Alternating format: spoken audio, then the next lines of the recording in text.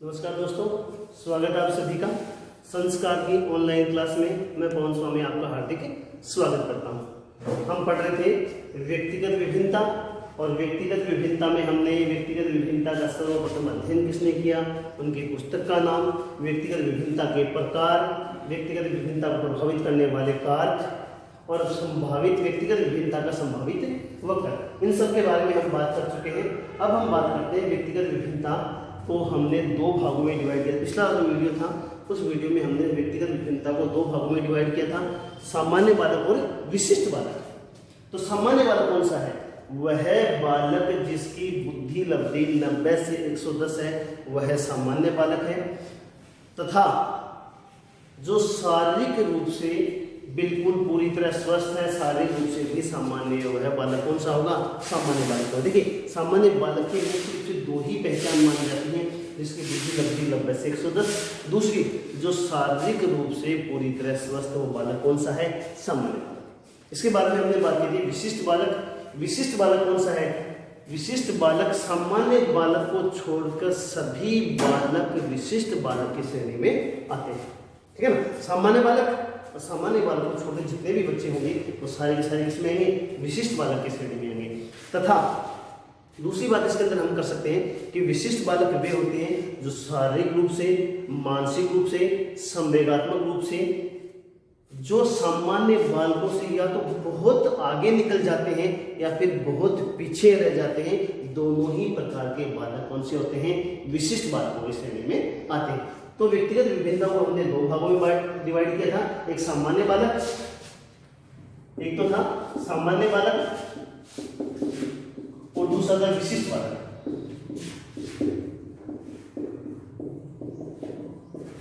तो सामान्य बालक के बारे में तो हम बात कर चुके हैं, इसके बारे में कुछ और ज्यादा नहीं है कि सामान्य बालक वह है जिसकी बुद्धि कितनी होगी? 90 से 110 होगी, जो तथा शारीरिक रूप से पूरी तरह क्या होगा? स्वस्थ होगा। मैंने आपको एग्जांपल देके बताया था कि वह बालक जिसकी बुद्धि लब्धि 90 से 110 है, लेकिन एक पैर से लंगड़ा है, तो वो कौन सा बालक होगा? सामान्य बालक होगा। या फिर कौन सा बालक होगा? सामान्य बालक नहीं होगा, बल्कि वो कौन सा होगा? विकलांग बालक की श्रेणी में आएगा। तो सामान्य बालक शारीरिक रूप से स्वस्थ होना चाहिए, तब बुद्धि लब्धि 90 से 110 होनी चाहिए। अब हम बात करते हैं विशिष्ट बालक। अगला हमारा पॉइंट है वो क्या है? विशिष्ट बालक। विशिष्ट बालक क्या होगा? विशिष्ट बालक के बारे में हम बात कर चुके हैं कि जो क्या होगा? सामान्य बालक को छोड़कर। पहली बात हमने बात की थी कि सामान्य बालक को छोड़कर सभी बालक, सामान्य बालक को छोड़कर सभी बालक क्या होंगे? विशिष्ट बालक होंगे। दूसरी हमने इसमें बात की थी कि वह बालक जो सामान्य बालक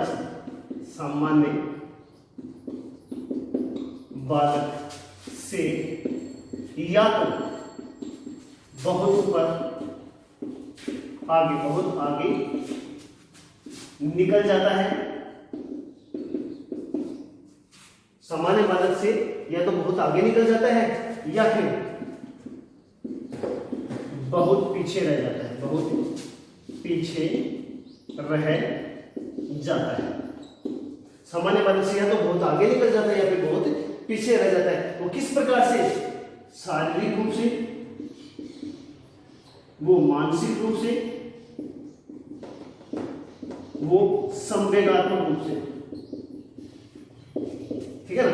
वो शारीरिक रूप से, मानसिक रूप से, संवेगात्मक रूप से, या फिर ये कह सकते हैं कि अधिगम के आधार पर, अधिगम के आधार पर या तो बहुत आगे निकल गया या फिर बहुत पीछे रह गया। वो बालक कौन सा हो गया? विशिष्ट बालक की श्रेणी में आ जाता है। सामान्य बालक और विशिष्ट बालक। अब हम बात करते हैं विशिष्ट बालक में। अब विशिष्ट बालक में हम कौन कौन से बालकों का अध्ययन करेंगे? सबसे पहले हम बात करेंगे विशिष्ट बालकों की श्रेणी में प्रतिभाशाली बालक। सबसे पहला होगा कौन सा होगा? प्रतिभाशाली बालक। सबसे पहले हम बात करेंगे प्रतिभाशाली बालक के बारे में। उसके बाद में हम बात करेंगे पिछड़ा बालक के बारे में, पिछड़ा बालक। इसके बाद में हम बात करेंगे मंदबुद्धि बालक।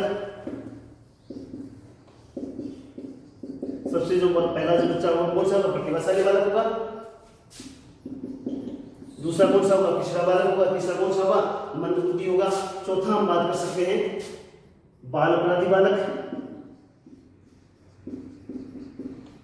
बाल अपराधी बालक। इसके बाद में हम बात करेंगे समस्यात्मक बालक। इसके बाद में हम बात करेंगे समस्यात्मक बालक। इसके बाद में हम बात करेंगे कुसमायोजित बालक।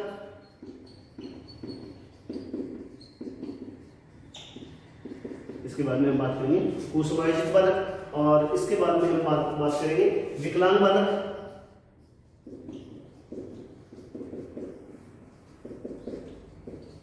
इस प्रकार मुख्य रूप से हम 7 प्रकार के बालकों का अध्ययन करेंगे। किसमें? विशिष्ट बालकों की श्रेणी में। व्यक्तिगत विभिन्नता को 2 भागों में बांटा गया है, एक सामान्य बालक, दूसरा विशिष्ट बालक। सामान्य बालक के बारे में हम बात कर चुके हैं कि 90 से 110 बुद्धि वाला बालक, शारीरिक रूप से स्वस्थ बालक किसमें आएगा? सामान्य बालक में आएगा। सामान्य बालक को छोड़कर सभी प्रकार के जो बच्चे होंगे वो किसमें आएंगे? विशिष्ट बालक की श्रेणी में आएंगे। सामान्य बालक से या तो बहुत आगे निकल जाता है या फिर बहुत पीछे रह जाता है। शारीरिक रूप से, मानसिक रूप से, संवेदनात्मक रूप से या फिर अधिगम के आधार पर वो बालक कौन सा होगा? विशिष्ट बालक होगा। विशिष्ट बालक की श्रेणी में हम प्रतिभाशाली बालक, पिछड़ा बालक, मंदबुद्धि बालक, बालवादी बालक, समस्यात्मक बालक, कुसमायोजित बालक और विकलांग बालक, इन सब के बारे में अध्ययन करेंगे। हमसे सबसे पहले हम बात करेंगे प्रतिभाशाली बालक के विषय में। एक बार आप इसका स्क्रीनशॉट लीजिए, इसके बाद में आगे बढ़ते हैं। हम बात कर रहे थे विशिष्ट बालक की, और विशिष्ट बालक के बारे में हमने बात की थी कि जो सामान्य बालक होते हैं उनको छोड़कर सभी बालक विशिष्ट बालकों की श्रेणी में आते हैं। इसके बाद में हमने बात की थी कि शारीरिक रूप से, मानसिक रूप से, संवेदनात्मक रूप से जो बच्चे या तो सामान्य बालक से बहुत आगे निकल जाते हैं या फिर बहुत पीछे रह जाते हैं, वो किसकी श्रेणी में आएंगे? विशिष्ट बालकों की श्रेणी में आएंगे। और विशिष्ट बालकों में हम प्रतिभाशाली बालक, मंदबुद्धि बालक, पिछड़ा बालक, समस्यात्मक बालक, कुसमायोजित बालक, विकलांग बालक और बाल अपराधी बालक, लगभग 7 प्रकार के बालकों का अध्ययन करेंगे। अब हम बात करेंगे सबसे पहले प्रतिभाशाली बालक। सबसे पहले हम बात करेंगे प्रतिभाशाली बालक। प्रतिभाशाली बालक, प्रतिभाशाली बालक क्या होता है? ठीक है, प्रतिभाशाली बालकों के बारे में हम बात करेंगे। तो प्रतिभाशाली बालकों के बारे में हम बहुत सारी बातें करेंगे, बहुत सारे एग्जांपल्स की बात करेंगे, लेकिन सबसे पहले हम बात करते हैं स्किनर की। स्किनर की, B.F. स्किनर व्यवहारवादी मनोवैज्ञानिक। व्यवहारवाद के क्षेत्र में सर्वाधिक काम करने का श्रेय दिया जाता है वो B.F. स्किनर है। B.F. स्किनर के बिना व्यवहारवाद की कल्पना नहीं की जा सकती है। इंपॉर्टेंट मनोवैज्ञानिक है। परीक्षा की दृष्टि से ऐसी कोई परीक्षा नहीं होती है जिसमें B.F. स्किनर से संबंधित कोई प्रश्न नहीं पूछा जाता है। तो हम बात करते हैं B.F. स्किनर की। B.F. स्किनर क्या कहते हैं कि प्रतिभाशाली बालक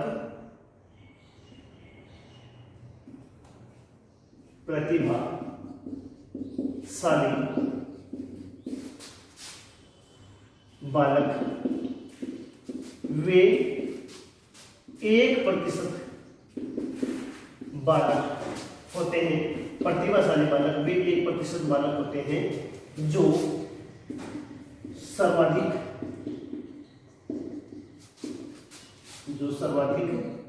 बुद्धिमान होते हैं।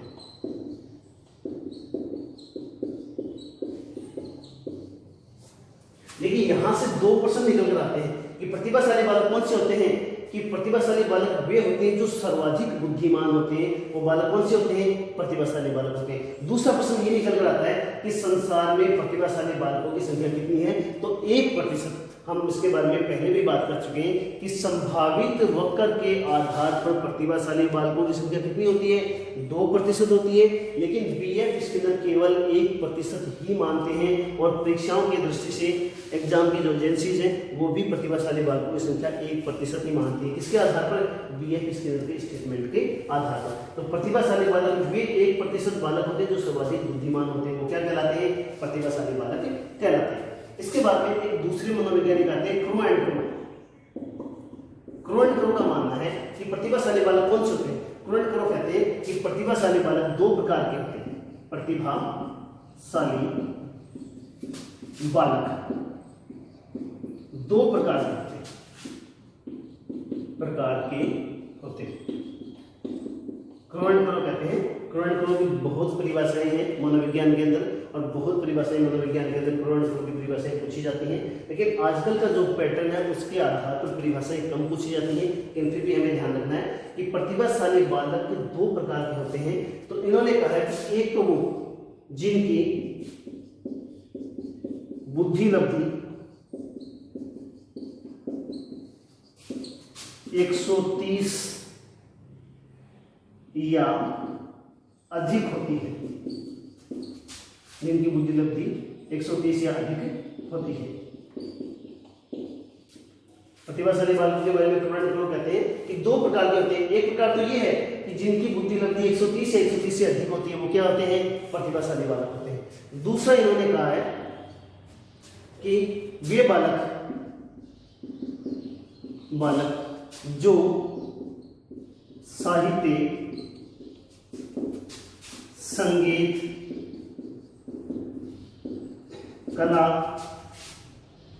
अभिनय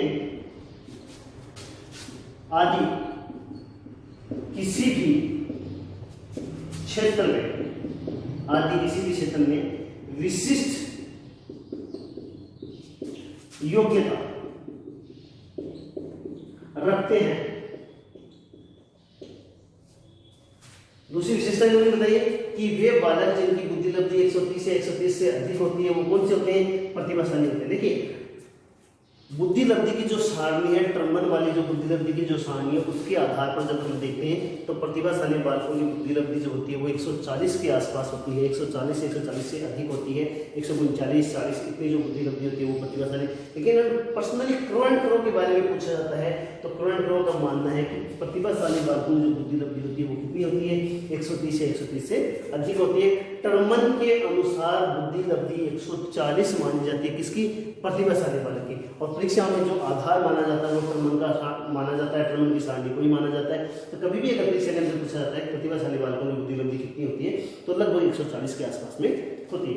दूसरी बात इन्होंने कही कि वे बालक जो साहित्य, संगीत, कला अथवा अभिनय किसी भी क्षेत्र में विशिष्ट योग्यता रखते हैं, वो बालक कौन से होते हैं?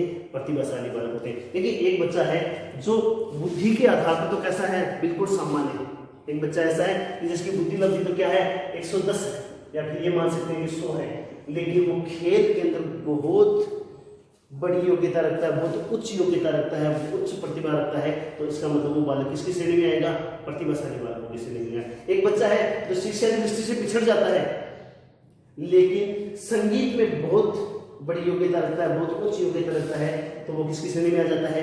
विशिष्ट बालक की श्रेणी में आता है। विशिष्ट बालक की श्रेणी में किसमें आएगा? वो प्रतिभाशाली बालकों की श्रेणी में आता है। अगर कोई बालक किसी एक क्षेत्र में विशिष्ट योग्यता रखता है तो वो भी किसकी श्रेणी में आएगा?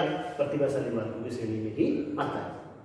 तो हमने सबसे पहले बात की इसकी ना कि प्रतिभाशाली बालकों की संख्या कितनी होती है? 1% होती है। दूसरे बालक बुद्धिमान होते हैं। यहाँ से 2 प्रश्न बनते हैं। नंबर 1, प्रतिभाशाली बालकों की संख्या कितनी होती है? 1% होती है। इसके बाद में प्रमाण ने प्रतिभाशाली बालकों को 2 प्रकार बताए, जिनकी बुद्धि लब्धि 130 से 130 से अधिक होती है, या फिर वे बालक जो साहित्य, संगीत, कला या अभिनय में किसी में विशिष्ट योग्यता रखते हैं, वो क्या होते हैं? प्रतिभाशाली बालक होते हैं। इसके बाद में हम बात करते हैं, एक परिभाषा बात करते हैं टर्मन की। और टर्मन ने क्या कहा है? प्रतिभाशाली बालक प्रतिभाशाली बालक शारीरिक गठन, सामाजिक समायोजन,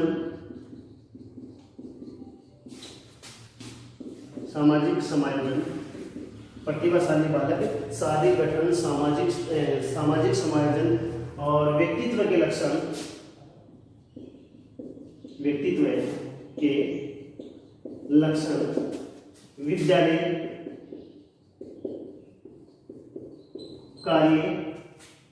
विद्यालय कार्य, खेल में सामान्यतः उच्च बौद्धिक योग्यता रखते हैं। सामान्य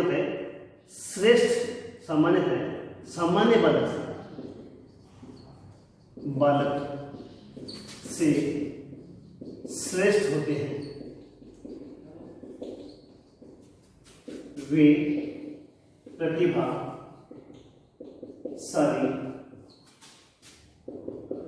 बालक कहलाते हैं। तीसरी परिभाषा हम बात करें कि वे बालक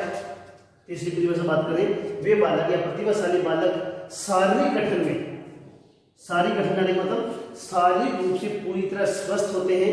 सामाजिक समायोजन यानी समाज में समायोजन करने में जो है सामान्य बालक से श्रेष्ठ होते हैं। व्यक्तित्व के जो लक्षण है आंतरिक और बाह्य दोनों प्रकार से सामान्य बालक से श्रेष्ठ होते हैं। विद्यालय कार्य में तथा खेल में सामान्यतः सामान्य बालक से श्रेष्ठ होते हैं। वो किसकी श्रेणी में आते हैं? प्रतिभाशाली बालक की श्रेणी में आते हैं। इसके बाद में एक परिभाषा हम बात कर सकते हैं जेम्स ब्रेवर की। जेम्स ब्रेवर क्या कहते हैं? सामान्य रूप से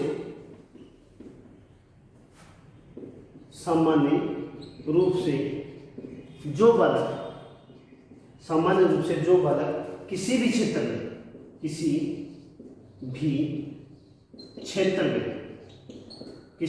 में उच्च बौद्धिक योग्यता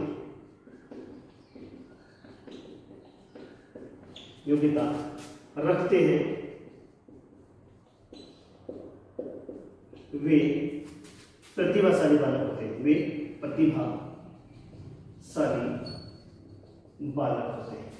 देखिए हमने 4 परिभाषाओं की बात की है। पहले हमने बात की बीएफ के अंदर प्रतिभाशाली बालक वे 1% बालक होते हैं जो सर्वाधिक बुद्धिमान होते हैं। प्रतिभाशाली बालकों के बारे में इसके अंदर की परिभाषा हमने विस्तार से बात की है। करंट फ्लो इन्होंने 2 प्रकार बताए, नंबर 1 और नंबर 2। एक जिनकी बुद्धि लब्धि 130 से अधिक होती है। इसके बारे में हम और भी बात कर चुके हैं कि टर्मन की जो सारणी है उसके अनुसार प्रतिभाशाली बालकों की जो बुद्धि लब्धि होगी वो 140 से अधिक होती है।